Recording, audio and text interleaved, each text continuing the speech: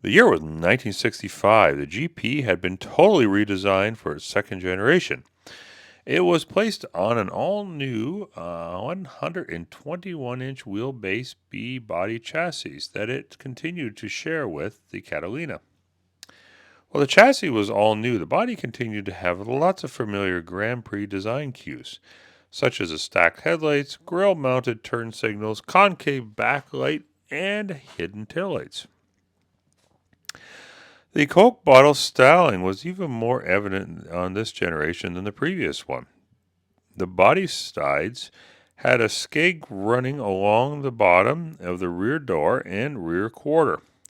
The lines for this generation to me were even more striking than the previous generation was. The 65 GP had grown in size by about 1 to 2 inches, which isn't a lot, but with the addition of some of the new design cues, including but not limited to the fender skirts, it appeared much larger than it actually was. This generation was noticeably trying to lean more towards the luxury segment than the sporting segment it had been leaning towards previously, largely due to the success of the Ford was having with their Thunderbird. Pontiac still had an edge over Ford because it already had sealed their sports car image. By this time, the GTO, however, was becoming a truly popular sports car, so Pontiac could afford to move the GP a little bit more towards the luxury roadster image. One of the biggest changes for 1965 was the engines. Power was increased for all V8 motors. GM had a new cylinder head design, improved porting, made some changes to the water jacket design and intake manifold, which combined all helped to contribute to very much improved horsepower for this generation. Another big change this year was an improved automatic transmission. The poor performing Slim Jim Hydromatic was finally put to rest. An all new Turbo Hydromatic 400 would become the new automatic tranny for the GP.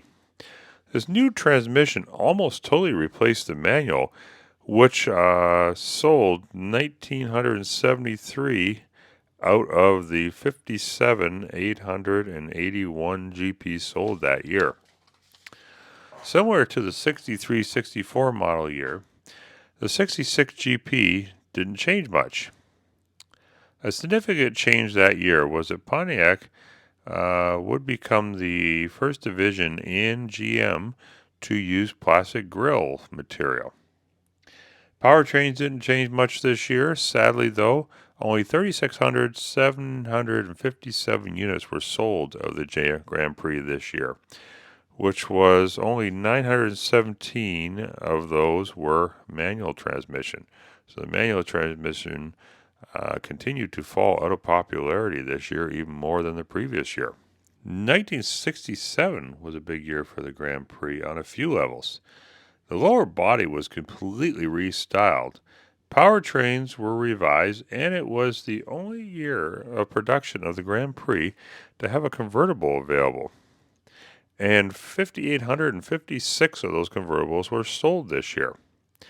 The stacked taillights were dropped in favor of disappearing ones. The taillights were revised and shared a very similar design with the GTO and the new Firebird. All powertrains were received an increase in power, but one of the most notable changes was the loss of the tri-power induction system. This was because GM was restricting the use of multiple carburetors in all cars with the exception of the Chevrolet Corvette. Pontiac numbers increased by 6,226 units for the GP in 67. But if you subtract the convertibles, it was actually only an increase of 368 units. The 1968 Grand Prix was the slowest selling year yet with only 31,711 units sold.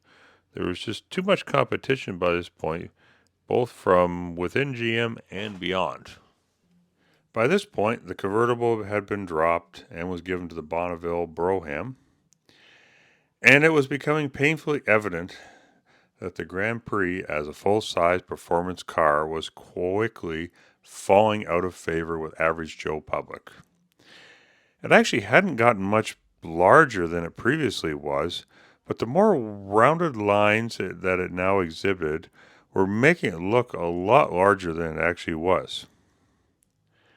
On the flip side, the powertrains that the Grand Prix had in this year were actually never better, with a wide array of great V8 engines, everything from the base 400 4-barrel at 350 horsepower to the Kingpin 428HO with 390 horsepower and 465 pound-feet of torque. This year would be the end of the road for the B-Body Grand Prix.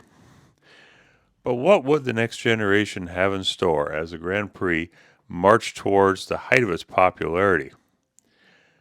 Tune into my channel again very soon to find out in the next video what the future holds for the Pontiac Grand Prix. And until next time, have yourself a great day. Don't forget to like the video before you leave. Leave a comment below. Subscribe to my channel and hit the notification bell so you'll be notified of any upcoming videos. Thank you for watching and have a great day.